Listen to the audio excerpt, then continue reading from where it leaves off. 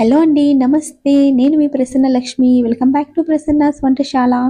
ఈరోజు మన రెసిపీ చూసారు కదండి, హోమ్ మేడ్ కురుకురే.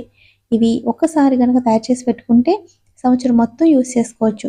అండ్ చాలా ఈజీగా, చాలా రుచికరంగా, చాలా హెల్తీగా తయారు చేసుకోవచ్చు అండి.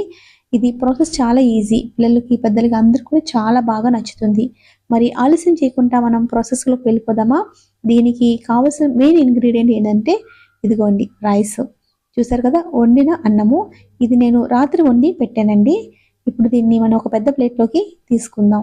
ఇలా పెద్ద ప్లేట్లోకి తీసేసుకున్న తర్వాత చేత్తో మంచిగా ఇలా సెపరేట్ చేసుకోవాలి.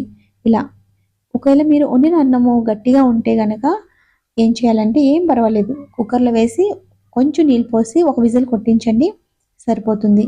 ఇలా చేత్తో సెపరేట్ చేసుకున్న తర్వాత దీనికి సరిపడ్డ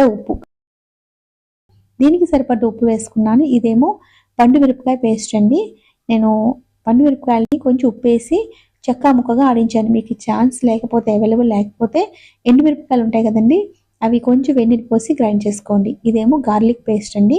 90% గార్లిక్, ఒక 10% అల్లం వేసాను, అలా వేసుకోండి. ఇదేమో పెప్పర్ అండి, బ్లాక్ పెప్పర్ ఉంటుంది కదా, మిరియాల పొడి, అది ఒక కొంచెం వేసుకొని మంచిగా ఇలాగా కలిపేసుకోండి.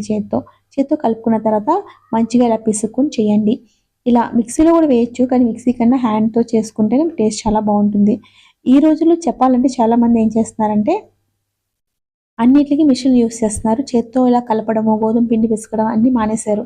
దానివల్ల చేతులు ఏమవుతున్నాయంటే వేళ్ళు కొంతమంది వణకడం అని, చేతుల్లో పట్టు లేకపోవడం జరుగుతుంది. అలా కాకుండా ఇలా చేతులతో చేసే పనులు చేతులతో చేస్తే మనకి చాలా మంచిదండి.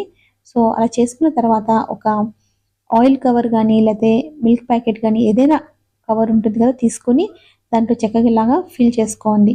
ఇలా ఫిల్ చేసుకున్న తర్వాత క్లిప్ కానీ, రబ్బర్ బ్యాండ్ కానీ ఉంటుంది కదండి, దాంతో ఇలాగా పెట్టుకోండి. పెట్టుకున్న తర్వాత ఒక కార్నర్ని కట్ చేయండి. నేను ఆల్రెడీ కట్ చేసి పెట్టుకున్నాను.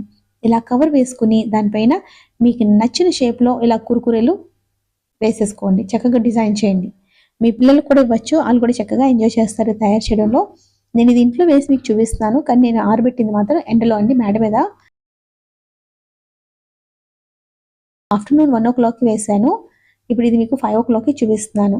చూసారు కదా, ఇలా ఎండిపోయిన తర్వాత ఇలా కనిపిస్తాయి. చక్కగా ఇలా మంచి ఒక డబ్బాలో వేసుకొని, మీకు ఎప్పుడు మీ పిల్లలు అడుగుతారు కురుకురే కావాలని, అప్పుడు చక్కగా తీసి ఫ్రై చేసి ఇచ్చేయండి. కానీ ఇప్పుడు మీకు నేను ఫ్రై చేసి చూపిస్తున్నాను. ఇదిగోండి, ఇలా ఫస్ట్ బాగా ఆయిల్ బాగా వేడెక్కినిచ్చి ఆ తర్వాత మీడియం ఫ్లేమ్ మీద పెట్టుకుని ఫ్రై చేసుకోవడమే. చూసారు కదా, చూడండి, ఇలా మంచిగా ఫ్రై చేసేసుకోవడం. టేస్ట్ చాలా బాగుంటుందండి. మీరు తప్పకుండా ట్రై చేసి ఎలా వచ్చిందో నాకు కామెంట్లో చెప్పండి. వీడియో కనుక నచ్చితే ఫ్రెండ్స్తో, రిలేటివ్స్తో షేర్ చేసి, సబ్స్క్రైబ్ చేసుకోకపోతే సబ్స్క్రైబ్ చేసుకోండి. Thanks for watching.